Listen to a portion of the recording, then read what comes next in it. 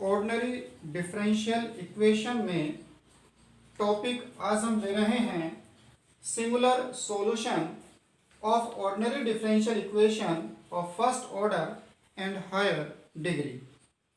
तो जो singular solution है ये ऑर्डिनरी डिफरेंशियल इक्वेशन में तभी एग्जिस्ट करता है, तभी मिलता है जब उसकी डिग्री एक से ज़्यादा हो। अगर डिग्री एक ही है तो वहाँ पर हमें सिंगुलर सॉल्यूशन मिलता ही नहीं है। सिंगुलर सॉल्यूशन को हम कुछ ऐसे डिफाइन कर रहे हैं, a solution of differential equation. तो किसी डिफरेंशियल इक्वेशन का सॉल्यूशन है, इट मीन्स ऐसी कोई वैल्यू है जो उस डिफरेंशियल इक्वेशन को सेटिस्फाई करे। Not contain any arbitrary constant, लेकिन उसमें कोई भी आर्बिट्रेरी कांस्टेंट नहीं है। जो हम आर्बिट्रेरी कांस्टेंट सी में आंसर लिखते थे उन्हें हम नाम देते हैं जनरल सॉल्यूशन। लेकिन ये कह रहे हैं कि सिंगुलर सॉल्यूशन किसी डिफरेंशियल इक्वेशन का ऐसा सॉल्यूशन है जिसमें आर्बिट्रेरी कांस्टेंट यानी सी नहीं है। और साथ ही जो हमारे पास जनरल सॉल्यूशन सी में है उसमें सी की जगह पर अगर हम कोई पर्टिकुलर वैल्यू रखें तब भी हमें वो सिंगुलर सॉल्यूशन नहीं मिलता है, यानी ये उससे बिल्कुल अलग एक सॉल्यूशन है। किसी भी ऑर्डिनरी डिफरेंशियल इक्वेशन जो फर्स्ट ऑर्डर और हायर डिग्री में है उसे कंप्लीटली उसका सॉल्यूशन तभी कहा जाएगा जब हम जनरल सॉल्यूशन के साथ साथ उसका सिंगुलर सॉल्यूशन भी देते हैं। तो एक एग्जांपल लेकर समझते हैं कि ये सिंगुलर सॉल्यूशन क्या है और कैसे हमें मिल सकता है। हमने यहाँ पर एक इक्वेशन लिखी है y + c whole square equal to 4x where c is arbitrary constant. तो जैसे जैसे हम c को चेंज करेंगे हमें ये बहुत सारी फैमिली के इस फैमिली के बहुत सारे मेंबर मिलेंगे। क्योंकि ये y² इक्वल टू 4x की फॉर्म है तो हमने कहा कि ये फैमिली ऑफ पैराबोलास को रिप्रेजेंट करते हैं। जब हम c को चेंज करेंगे तो उसी के अकॉर्डिंग हमें पैराबोला की इक्वेशन मिलती है। c इक्वल टू 0 पर y² इक्वल टू 4x है जिसको हमने यहाँ पर ये बनाया है। इसी तरह से c इक्वल टू 1 पर ये y + 1 का whole square equal to 4x है। यहाँ पर पैराबोला का वर्टेक्स 0, -1 है, तो जो 0, -1 वाला वर्टेक्स है उससे हमने ये पैराबोला बनाया है। और जो नेक्स्ट c इक्वल टू 2 पर है उसका वर्टेक्स 0, -2 पर है, वो ऐसे बनाया है। तो इस तरह से हम c की बहुत सारी वैल्यूज रखें और इस तरह के पैराबोलास हमें मिलते जाएंगे। तो हम ये ऑब्जर्व करेंगे कि जो भी पैराबोला बनेगा वो उसका जो वर्टेक्स होगा वो हमेशा इस पर्टिकुलर लाइन पर ही है। ये लाइन उस पैराबोला को वर्टेक्स पर टच करते हुए जाएगी। चाहे हम कैसा भी पैराबोला c की कोई भी वैल्यू ले लें, तो किसी भी c के लिए, किसी भी c की वैल्यू के लिए पैराबोला को वर्टेक्स पर यही लाइन टच कर रही होगी। x equal to 0 is the equation of tangent at vertex for each member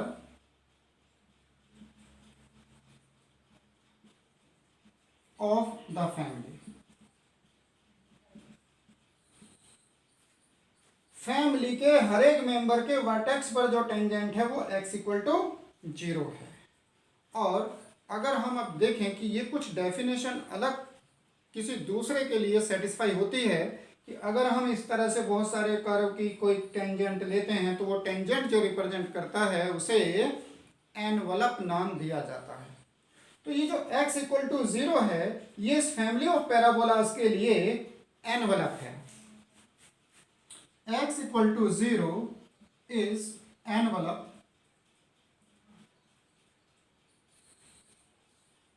of the family of parabolas।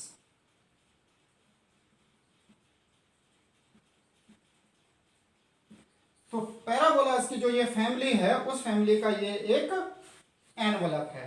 अब हम समझते हैं कि ये एनवलप और जो हमारे पास इस कर्व के डिफरेंशियल इक्वेशन है उनमें किस तरह का रिलेशन बनता है। तो हमारे पास जो गिवन इक्वेशन है वो वो है y plus C whole square equal to 4x, और हम चाहते हैं इसके डिफरेंशियल इक्वेशन बनाना। डिफरेंशियल इक्वेशन यानी आर्बिट्रेरी कांस्टेंट को एलिमिनेट करना। Differentiating with respect to x, twice y plus C dy upon dx is equal to 4।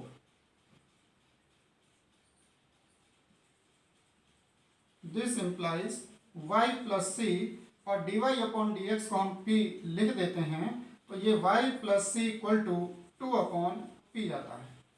अब हम c को एलिमिनेट करने के लिए यहाँ पर y प्लस सी की वैल्यू पुट करते हैं। 4 upon p square is equal to 4x, 4 cancel and this implies xp square equal to 1। तो ये हमारे पास एक डिफरेंशियल इक्वेशन है, और उस डिफरेंशियल इक्वेशन से जो कर्व रिप्रेजेंट हुआ है वो फैमिली ऑफ पैराबोलाज हैं, और वो जो फैमिली ऑफ पैराबोलाज हैं उसका एनवलप x इक्वल टू 0 है। तो अब हम रिवर्स प्रोसेस, अभी हमने इसको डिफरेंशिएशन करके यहाँ आए थे, लेकिन आपको जो क्वेश्चन दिया होता है वो डिफरेंशियल इक्वेशन फॉर्म में दिया होता है, यानी आपको क्वेश्चन दिया होगा ये, और इसका जनरल सॉल्यूशन आप पता करेंगे ये, और इस जनरल सॉल्यूशन से आप एनवलप निकालते हैं, वो आता है x इक्वल टू 0 इस पर्टिकुलर केस में। अब ये है कि इस डिफरेंशियल इक्वेशन का क्या x इक्वल टू 0 सॉल्यूशन हो सकता है? तभी हो सकता है जब x इक्वल टू 0 इस इक्वेशन को सेटिस्फाई कर जाए। क्या x इक्वल टू 0 इस इक्वेशन को सेटिस्फाई करेगा? तो उसे तब हम कहें कि p की वैल्यू यहाँ पर पुट करेंगे और x की वैल्यू पुट करेंगे, तो हमें पता है कि यहाँ पर x इक्वल टू 0 तो ये इक्वेशन है, ये किसकी इक्वेशन होती है? y एक्सिस की। तो इसकी स्लोप यानी dy अपॉन dx कितना होगा? y एक्सिस का इनफाइनाइट होगा, यानी यहाँ पर p तो इतना है, अगर p इतना है तो 1 अपॉन p इक्वल टू होगा 0। तो देखें कि क्या ये इक्वेशन सेटिस्फाई हुई, तो हम इसको लिखेंगे x equal to 1 upon p square, x equal to 0 हमारे पास है और 1 अपॉन p इक्वल टू 0 हमारे पास है, यानी 0 equal to 0। It means x equal to 0 satisfy this differential equation, satisfy the differential equation xp square equal to 1। तो हम ये कहेंगे फिर ये x इक्वल टू 0 भी इसका एक सॉल्यूशन हुआ, लेकिन ये एक ऐसा सॉल्यूशन है जिसमें आर्बिट्रेरी कांस्टेंट c नहीं आया है, और जो हमारा जनरल सॉल्यूशन है उससे भी c की जगह हम चाहे 1 2 10 20 c की जगह कोई भी वैल्यू डाल दें, हमें x इक्वल टू 0 इससे कभी नहीं मिलेगा। तो हम कह रहे हैं कि एक ऐसा सॉल्यूशन है, ये जो x इक्वल टू 0 है यही हमारा सिंगुलर सॉल्यूशन है।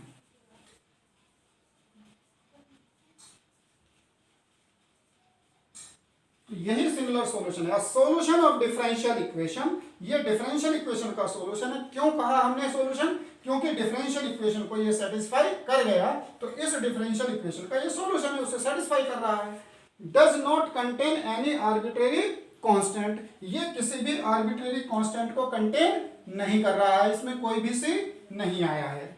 And which can not be derived from the general solution of differential equation by giving a particular value to the arbitrary constant.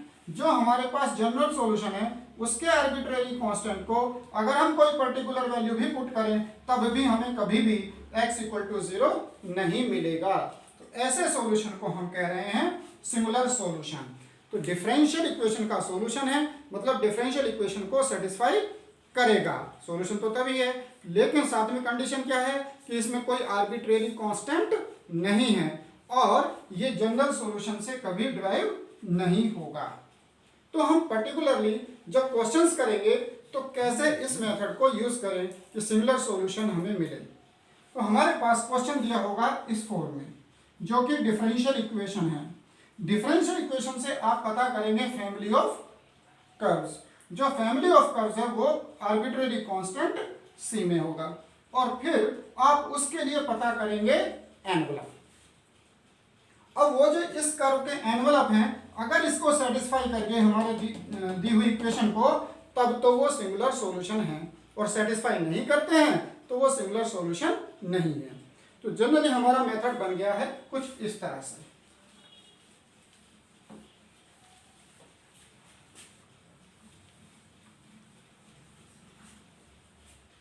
पहले आपको एक क्वेश्चन दिया होगा, यानी एक डिफरेंशियल इक्वेशन दी गई है, उसे आप सॉल्व करेंगे।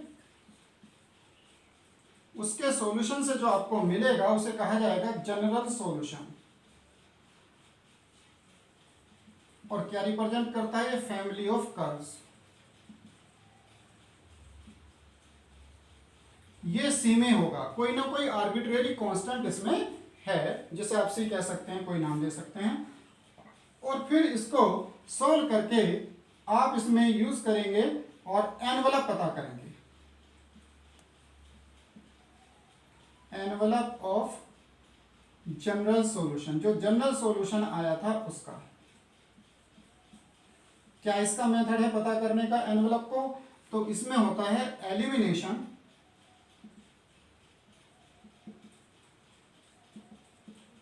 Of c by differentiation.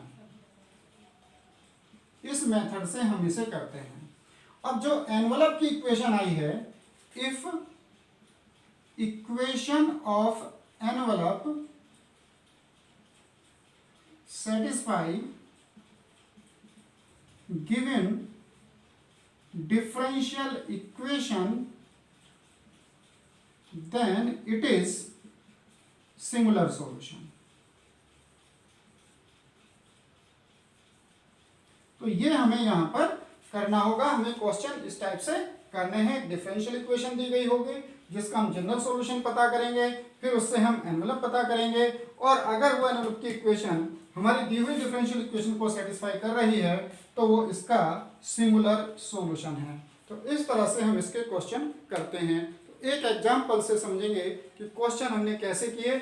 और सिंगुलर सॉल्यूशन पर्टिकुलर सॉल्यूशन नहीं होता है। पर्टिकुलर सॉल्यूशन वो होता है जिसमें जनरल सॉल्यूशन में सी की कोई पर्टिकुलर वैल्यू रखी जाए और उससे हमें वो मिलता है। Example, xp minus y is whole square equal to p square minus 1। ये हमारे पास गिवन डिफरेंशियल इक्वेशन है। अब हमें पहले इसमें जनरल सॉल्यूशन पता करना है। तो जनरल सॉल्यूशन के लिए जो आपके पास मेथड है, solvable for p, solvable for y, solvable for x, और एक होती है क्लेरोट्स फॉर्म। तो ये आप देखें तो क्लेरोट्स फॉर्म में दिखाई पड़ता है क्वेश्चन, क्योंकि ये है xp minus y is equal to plus minus under root p square minus 1, y equal to xp plus minus under root p square minus 1, which is Clairaut's form. General solution,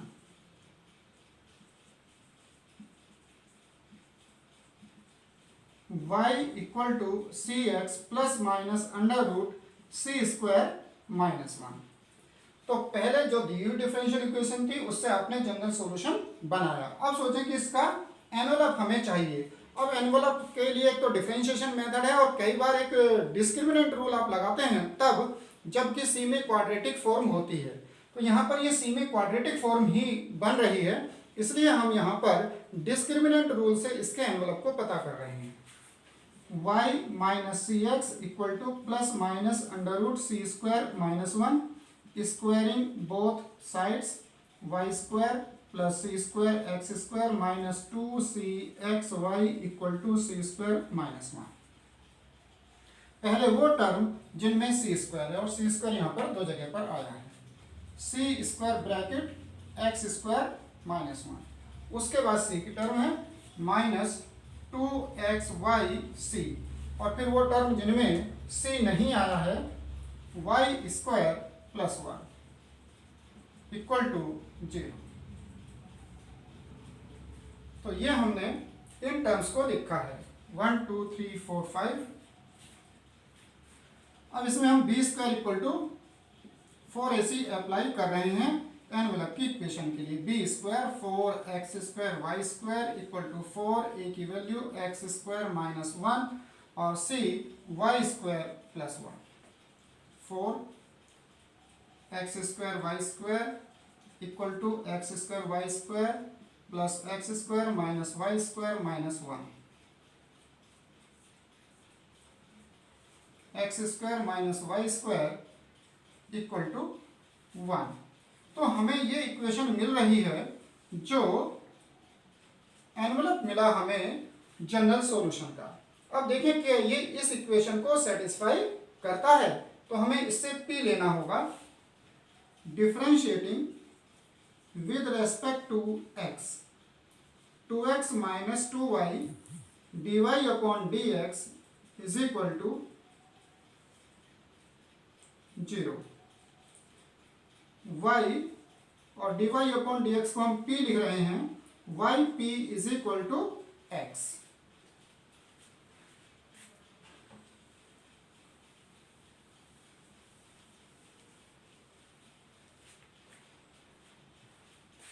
p is equal to मिलेगा x upon y।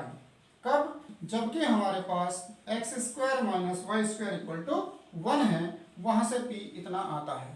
अब देखिए क्या ये p इसको satisfy करता है। x into P, तो ये हो गया x² upon y minus y whole square equal to p² x² upon y² minus 1। This implies x² minus y² whole square equal to x² minus y²। हम इसमें से x² माइनस y² को cancel करें, x² minus y² equal to 1, यानी ये condition हमारी satisfy हो जाती है। इट मीन्स ये जो इक्वेशन हमारे पास आई है, ये दी हुई इक्वेशन का एक जनरल सॉल्यूशन हो जाता है। Therefore x² minus y² equal to 1 is a singular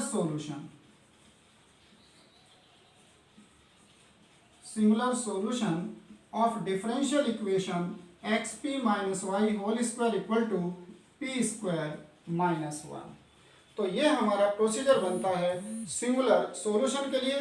दी हुई इक्वेशन का पहले जनरल सॉल्यूशन निकालें, जनरल सॉल्यूशन से सी एलिमिनेट करें जैसे कि हम एनवेलप के लिए करते थे, और उससे फिर पता करें कि वो जो इक्वेशन एनवेलप की आई है, अगर वो डिफरेंशियल इक्वेशन को सेटिस्फाई कर गई तो वो डिफरेंशियल इक्वेशन का सॉल्यूशन होगा।